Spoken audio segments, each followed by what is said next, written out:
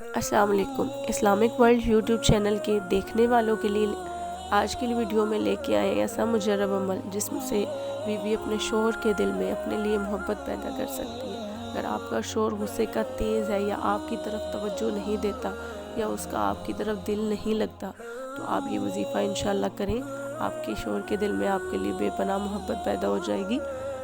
روزانہ آپ نے ایک مرتبہ بسم اللہ الرحمن الرحیم پڑھنے کے بعد سورہ یاسین کی یہ آیت وَجَعَلْنَا مِن بَيْنِ أَيْدِيهِمْ سَدًّا وَمِنْ خَلْفِهِمْ سَدًّا فَأَغْشَيْنَاهُمْ فَهُمْ لَا يُبْصِرُونَ، اس آیت کو آپ نے 12 مرتبہ پڑھنا ہے۔ یہ سورہ یاسین کی آیت نمبر 9 ہے۔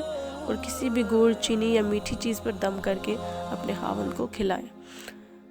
خاوند کے دل میں بیوی کی محبت گھر کر جائے گی، اپنی بیوی کے علاوہ کسی بھی دوسری عورت کا نام نہیں لے گا۔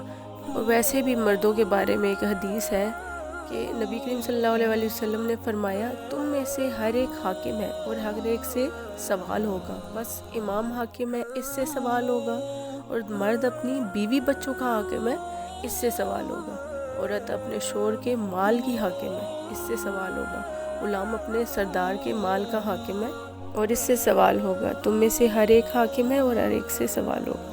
میری پیاری اسلامی بہنوں، اپنے رویوں میں لچک لائیں۔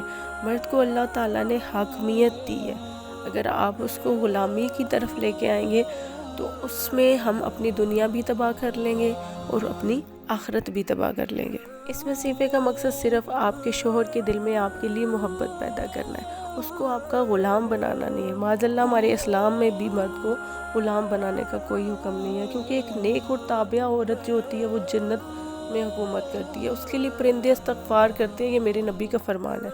اس کے لیے دریا میں مچھلیاں استغفار کرتی ہیں، فرشتے آسمانوں میں استغفار کرتے ہیں، درندے جنگلوں میں استغفار کرتے ہیں۔ تو میری پیاری بہنوں، ہمیں اس سے بڑھ کے اور کیا چاہیے کہ دنیا جہان کی چیزیں ہمارے لیے توبہ طلب کر رہی ہیں، بدلے میں ہمیں کیا کرنا ہے؟ صرف اپنے شوہر کی فرما برداری کرنی ہے۔ اللہ نے عورت کا مقام بہت بلند فرمایا ہے، اسے ماں کا رتبہ دے کے، تو اس کے بعد اسے کسی چیز کی ضرورت نہیں رہتی۔ اللہ تعالیٰ ہم سب کی رشتوں میں آسانیاں پیدا فرمائے، ایک دوسرے کے لیے محبت پیدا فرمائے۔ ویڈیو کو صدقہ جاریہ سمجھ کے آگے شیئر کریے۔ مزید مستند وظائف کے لیے چینل کو سبسکرائب کریں۔ جزاک اللہ۔